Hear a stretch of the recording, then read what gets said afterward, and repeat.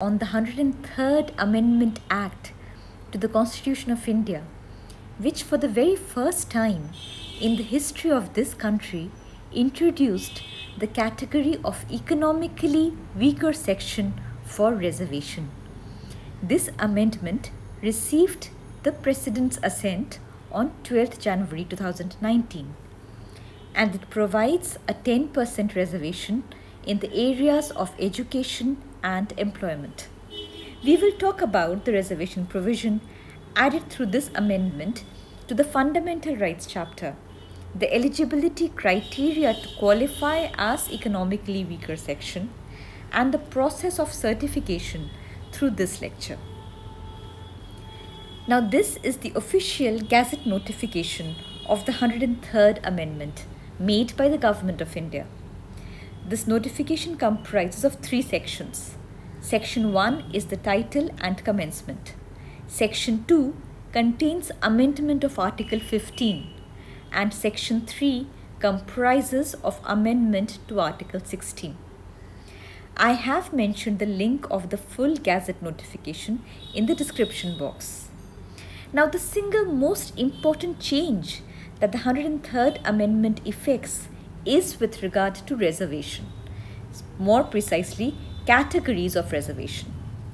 Before 2019, the Constitution of India, through Part 3, that is Fundamental Rights, accorded reservation to the groups known as scheduled castes, scheduled tribes, and socially and educationally backward classes, or the OBCs. Now, with the amendment of 2019, a 4th category was amended. The first 3, scheduled castes, scheduled tribes, and the socially and educationally backward classes remained. But the 4th category that was added through this amendment was that of the economically weaker section, or EWS. The 103rd Amendment therefore adds the economically weaker section in 2 very important articles, both in Fundamental Rights chapter of the Constitution. The first addition is with regard to Article 15. Article 15 previously, that is before 2019, comprised of 5 clauses. With the 103rd Amendment Act of 2019, the 6th clause was added. Article 15, Clause 6, which talks about reservation in the area of education.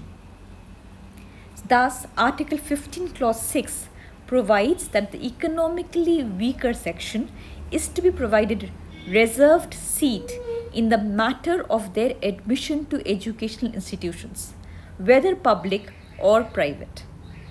So thus, it says that all private educational institutions will also be brought under the ambit of admission to educational institutions, whether they receive aid out of the state or not. However, this reservation provision will not apply to minority educational institutions.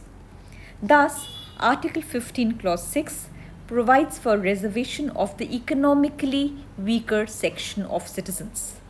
But this reservation is subject to a maximum of 10%. What is also to be remembered here is that this 10% reservation for the economically weaker section is in addition to the existing reservation of 50% altogether for scheduled caste, scheduled tribe, and other backward classes held together.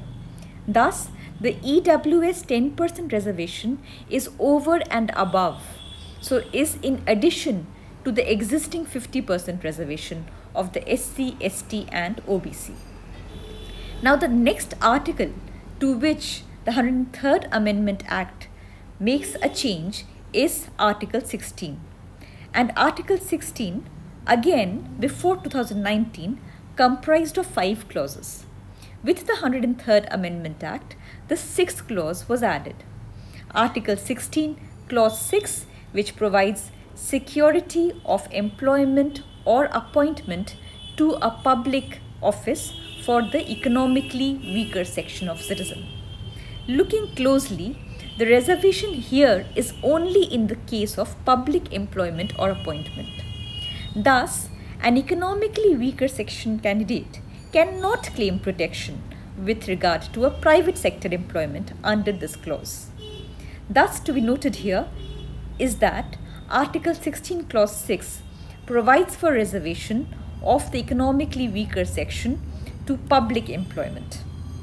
And like in the case of education, such reservation is subject to a maximum of 10% limit, and it will be in addition to the existing reservation of 50% which is there for the SC, ST and OBC categories held together.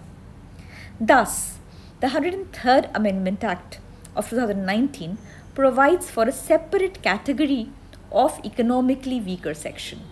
And very simply, the economically weaker section is carved out of the general category, also known as the unreserved or the UR category.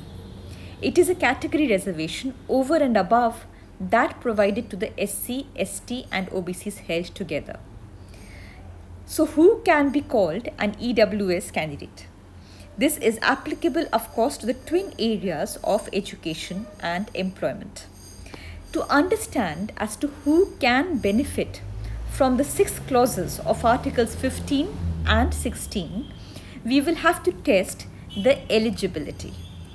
To be eligible to claim benefits, one has to depend upon certain criteria that one needs to fulfill. These criteria can be roughly developed into income as well as asset criteria. With regard to the income criteria, any person who claims the benefit of an EWS must have a household or family income of less than rupees 8 lakhs per year.